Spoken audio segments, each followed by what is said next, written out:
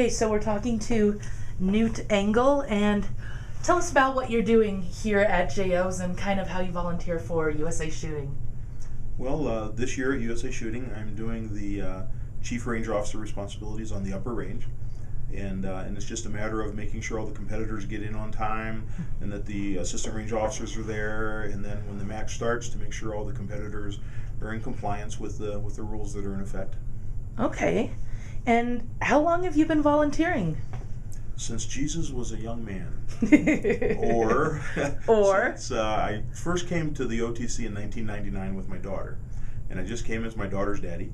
Okay. And I didn't know about volunteering at the Junior Olympics, and I'm much more of a doer than a watcher, and I, as a lot of people know in shooting, before the invent of electronic targets, it was rather boring, and she had a ball, and I'm glad, but I heard about this volunteer thing, and I asked about it, and they said, well, just next year for the Junior Olympics, put in a volunteer form, and that would have been 2000, and they just haven't got rid of me since.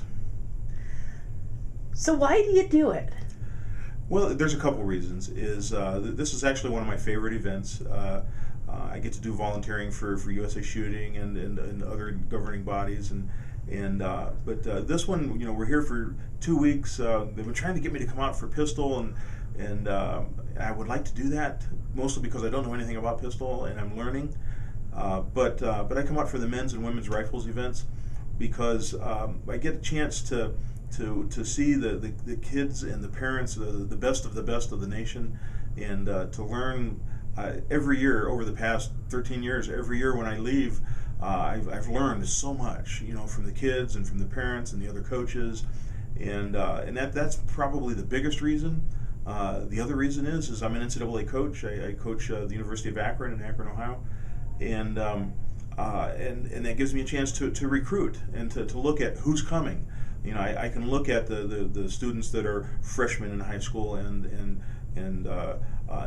it just kind of gets them on my radar. So when we can legally, by NCAA rules, when we can legally communicate with them, then I know who I might want to start sending some emails to, or when it's legal to make some phone calls. Okay, and so how are you able to allocate the time to, this is a huge commitment. It is. I was, back in 2000, up until about a year and a half ago, I was employed full-time as a police officer, and it was it caused a little bit of a rub at home when my wife would say, you're going to use 2 weeks of our vacation to go out to the Junior Olympics? And I said, yes, dear. And I'm truly married to a saint. I'm lucky that we've been married. That's another thing, is sometimes this falls on our anniversary, so don't roll your eyes at me, young lady.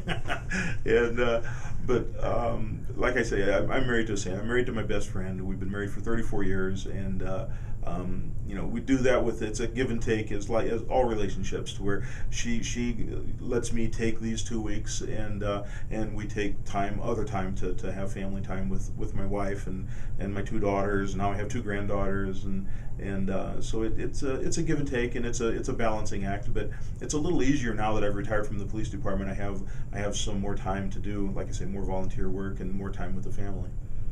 So clearly there must be something about it you love to keep coming back. What is that? I think it's just the excitement of the Junior Olympics. You can see the sparkle in their eyes and think, I could be the next Olympian. And I remember back, I wish I could remember what year it was, but I think she was probably a 13 or 14-year-old little girl. I was running equipment check downstairs, and she came through it, and there was a little problem with the riser blocks on her rifle, and I said, "You're here with the coach," and she started to puddle up a little bit. She said, "Oh, I don't know what to do." I said, don't you cry, you'll make me cry too, and we can't have that. And so we got her rifle into compliance and everything, and she went up and she shot well, and that was the first time that I met Jamie Byerly. And so you can see from these little kids that come in, or I call them little kids, but young adults that come in and they want it so bad, and they train and every now and then, like with Jamie and several other people, they see the golden ring and they grab it, and that kind of excitement, just I haven't found it anyplace else.